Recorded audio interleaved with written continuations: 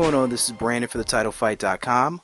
Was able to talk to up-and-coming light middleweight contender Hugo, the boss Centeno. We talked about his future bouts here coming up here later this year. Also, what keeps him motivated here in the sport. Well, we appreciate you taking our time again to speak with us here again at TheTitleFight.com. 2012 was a really busy year for you. I mean, you had pretty much a fight every 2 months. That, what are your plans here so far for 2013, and when can we see you in the ring again? We're actually getting ready right now. I don't have an exact date, but we're looking at the end of February or beginnings of March to fight my last 8-rounder, and then we're going to move it up to 10 rounds.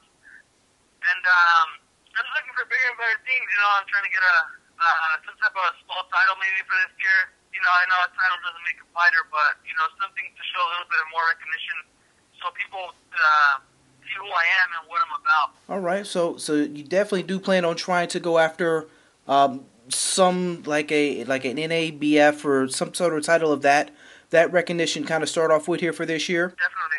All right, right on. And you said you're looking at here the back end of February, and will that be something that's going to be on a Golden Boy undercard? Is that going to be on Showbox? Is that going to be on Fox Deportes? I want to see a Golden Boy undercard. I want to see it'll either be on Showtime Extreme or Fox Sports. Yeah. That's something we will definitely keep our eyes peeled on here. Now, you know, like I said, you had a busy 2012. How do you think that you grew as a fighter here during this past year? You know, I really I thought I got to fight some well-experienced fighters. You know, they've gone up against some tough guys, and I feel like it just showed me a lot. You know, I've also been working with Peter Quillen for his last 3 training camps, and I'm actually working with him for this training camp for Fernando Guerrero. And, you know, he's just shown me a lot. I feel like I've taken that next step to the next level, and I've grown a lot as a fighter, you know, thinking smarter, picking my punches, being a little more calm, instead of just rushing in there to try to knock the guy out, you know, try to set things up, set for traps, and more experience. All right, right on. And oddly enough, I was just on a conference call a little bit earlier today with Peter Quillen ahead of his fight. Okay. So, okay, right on. Now, speaking of him, now you're in there now working with a guy who's now become a champion, who showed that hunger to become a champion. I mean, have you seen any sort of a difference in him since he's won the title compared to leading up to him winning his title last year? Well, honestly, you know, the guy, he's an animal in the gym. You know, he just has one speed, and his speed is just full blast. It's just, he pushes himself no matter what, champion or not.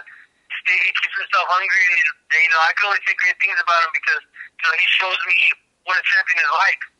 Now you're working with the champion in him, but you're from an area of the country that right now is kind of like a kind of a boxing hotbed. I mean, what is it in the water there in Oxnard, California, to where you guys keep churning out high-quality talent, high-quality fighters out there in that area? You know, it's great to be from Oxnard. You know, I don't know.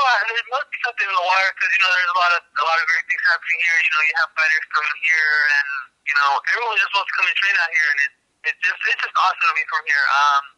You know, everyone's going out to train Barbara Garcia and all those guys, but for me, my dad's trained my whole life, so, you know, he's done something right. Right on. And how does it, with having your father as your trainer, do you ever kind of feel like it could kind of be a gift and a curse? Do you ever think he may take it too easy on you, or he may push you too hard because you are his son? Do you see any kind of, you know, any kind of good or bad with having your father as your trainer? No, for the most part, it's good for me because, you know, I have him as a friend. He treats me like a friend. You know, we have different types of relationship. We have friend, father-son, and then boxer-coach. And we know when we have to apply those types of relationships to where we're at or where our surroundings are at. You know, we'll be in the gym and, you know, strictly father-coach. I mean, boxer-coach, and, you know, we have to handle business. You know, if we have a problem at home, we leave it at home. And when we have to take care of business, you know, we take care of business. Now, you're still an extremely young guy here in the sport and just a young person overall. At this age, what keeps you motivated or what drives you every morning you get up to want to continue to get better and become a champion?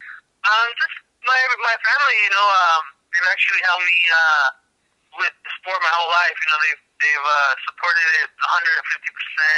You know, they've gotten me out of some tough holes and tough situations, and, you know, I just want to help them back and, you know, show them that I'm appreciative of what they've done for me, and, you know, just give them a better life. you know, they kind of, I've heard commentators say when they've watched you fight that you're kind of a long, lanky kid out there in the ring. Do you feel that you're still kind of growing into your body? Can you see yourself in the years to come fighting in much higher weight classes, given your Oh, frame? well, definitely. I could for the seeing my body stature. Honestly, I could probably by the end of my career, maybe 168. And Yeah, maybe pushing it, maybe 75, but that's just pushing it. So we'll see what happens. But for the most part, I'm just focused on the weight class that I'm at right now. yeah, and with you being at the age you're in, I mean, obviously you're still gonna grow, and as you get older, and I can attest to this, you will get bigger, unfortunately. Right, right, So with that, I can definitely see, you know, over the next 4 to 5 years, you can be ruling your division you're in now, and then, you know, as money comes, you can always just move up and take bigger fights, bigger paydays. right. Otherwise than that, is there anything you want to promote, or where can the people follow you at to find out some more Um, information about you? I'm on Twitter, Instagram, and Facebook, and they're all Hugo Boss 805. And then I also have a website at HugoCenteno.com. You guys can check me out. I have a bunch of pictures and videos and everything on there. All right, right on, right on. And again, we know you as Hugo the Boss, and on your website we see you promote the Team Boss training Right. camp as well, and that's something I really admire. I really, like I said, I really respect the fact that you have your father as your trainer. That's just something, you know, rare in boxing anymore, that you see a father and son actually getting along and actually Yeah. wanting to work with each other. Again, we appreciate you taking out just a few moments of your time to talk with us here at TheTitleFight.com, and we're definitely going to keep our ears open to finding out who that opponent's going to be for you late February, okay?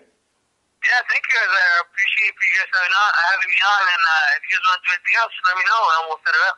Absolutely, man. You definitely want to be. You're one of our family members. You know, you're coming up with us just like the website is. So we're always going to be in touch. We're always going to help you promote. That's never going to be an issue, my man. That sounds good. Thank you guys. I appreciate that. Not a problem. You take it easy, and God bless. All right.